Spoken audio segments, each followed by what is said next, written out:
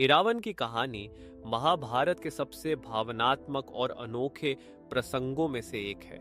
यह कहानी त्याग, प्रेम और अटूट भक्ति का मिश्रण है। इरावन अर्जुन और नाग कन्या उलूपी के पुत्र थे। वे एक अत्यंत शक्तिशाली योद्धा और मायावी विद्याओं के ज्ञाता थे।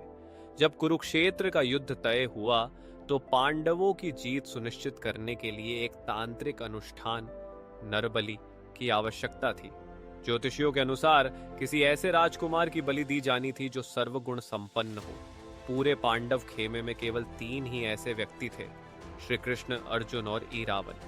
श्री कृष्ण और अर्जुन को युद्ध के लिए सुरक्षित रखना जरूरी था, इसलिए इरावन ने स्वयं को बलि के लिए प्रस्तुत किया। लेकिन उन्होंने अपनी मृत्यु से पहले 3 शर्तें रखी। 1, युद्ध देखने की इच्छा। इरावन चाहते थे कि वे मरने के बाद भी पूरा महाभारत का युद्ध अपनी आंखों से देख सके। श्री कृष्ण ने उनकी यह इच्छा पूरी की और वरदान दिया कि उनका कटा हुआ सिर अंत तक जीवित रहकर युद्ध देखेगा। तो विवाह की अंतिम इच्छा। इरावन की सबसे अनोखी शर्त यह थी कि वे अविवाहित नहीं मरना चाहते थे। वे अपनी मृत्यु से 1 रात पहले विवाह करना चाहते थे। समस्या, कोई भी राजा अपनी बेटी का विवाह ऐसे व्यक्ति से करने को तैयार नहीं था जिसकी अगली सुबह मृत्यु निश्चित थी।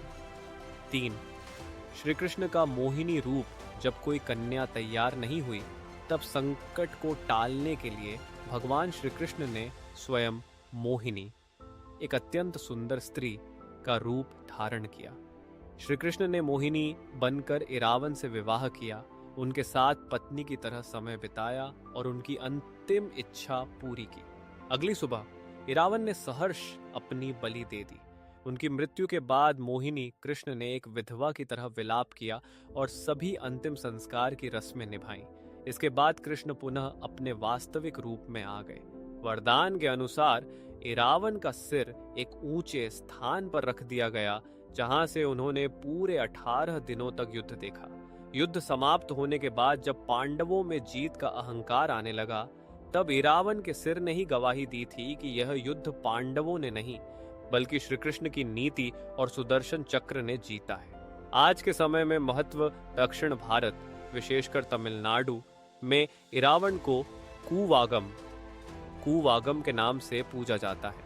वहां हर साल एक उत्सव होता है जहां किन्नर ट्रांसजेंडर कम्युनिटी खुद को मोहिनी मानकर भगवान इरावन से विवाह करते हैं और अगले दिन उनके बलिदान पर विधवा की तरह शोक मनाते हैं।